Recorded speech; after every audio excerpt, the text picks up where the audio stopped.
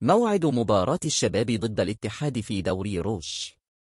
تقام مباراة الشباب ضد الاتحاد يوم غد الجمعة 2 نوفمبر ضمن مباريات الجولة 12 بدوري روش في تمام 8 مساء بتوقيت القاهرة 9 بتوقيت مكة المكرمة.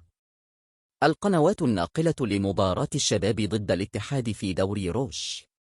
سيتم نقل مباراة الشباب ضد الاتحاد عبر شبكة القنوات SSC السعودية وبالتحديد على قناة SSC سبورتس 1 بالإضافة إلى تطبيق شاهد. تردد القنوات الناقلة لمباراة الشباب ضد الاتحاد في دوري روش. تردد قناة SSC سبورتس 5 عبر عربسات 12380، معدل الترميز 27500، معامل التصحيح 4/3، الاستقطاب أفق. معلق مباراة الشباب ضد الاتحاد في دوري روش.